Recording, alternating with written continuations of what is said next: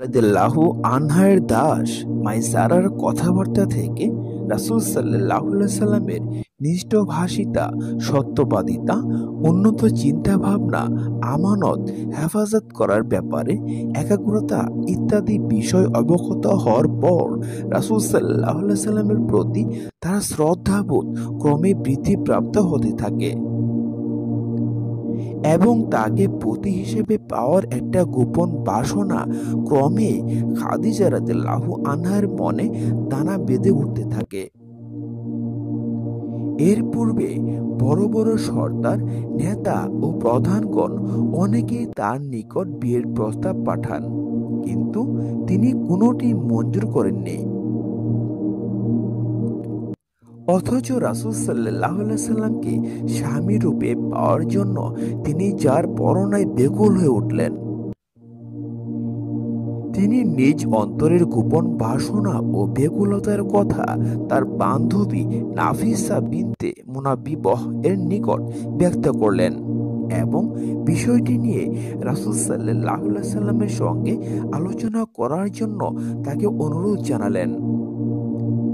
নাফিসা খাদিজা রাদিয়াল্লাহু আনহার প্রস্তাব সম্পর্কে রাসূল সাল্লাল্লাহু আলাইহি সাল্লামের সঙ্গে আলোচনা করলেন। রাসূল সাল্লাল্লাহু আলাইহি সাল্লাম এই প্রস্তাবে সম্মতি জ্ঞাপন করে বিষয়টি চাচা আবু তালিবের সঙ্গে আলোচনা করলেন।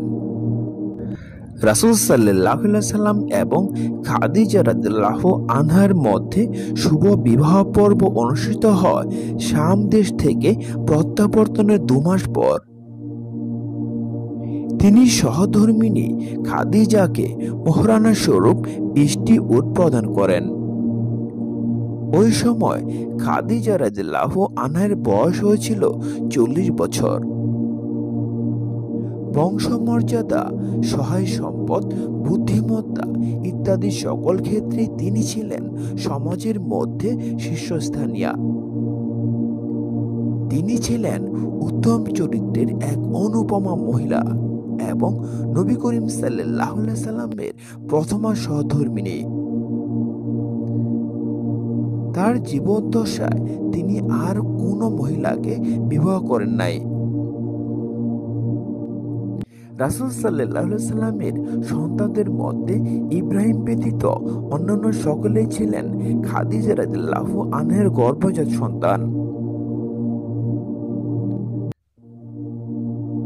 রাসূল সাল্লাল্লাহু আলাইহি সাল্লামের দম্পতির প্রথম সন্তান ছিলেন কাসেম, তাই উপনাম হয় আবুল কাসেম। তারপর যথাক্রমে জন্মগ্রহণ করেন জাইনাব, রুকাইয়া, উম্মে কুলসুম, ফাতিমাহ ও আব্দুল্লাহ। আব্দুল্লাহর উপাধি ছিল তাইয়িব ও তাহির। নবী করিম সাল্লাল্লাহু আলাইহি সাল্লামের সকল পুত্র সন্তানই বাল্যাবস্থায় মৃত্যুবরণ করেন।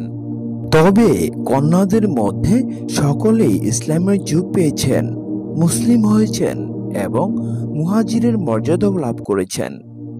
কিন্তু ফাতিমা রাদিয়াল্লাহু আনহা ব্যতীত কন্যাগণ সকলেই পিতার জীবদ্দশাতে মৃত্যুবরণ করেন। ফাতিমা রাদিয়াল্লাহু আনহার মৃত্যু হয়েছিল নবী করিম সাল্লাল্লাহু আলাইহি সাল্লামের 6 মাস পর।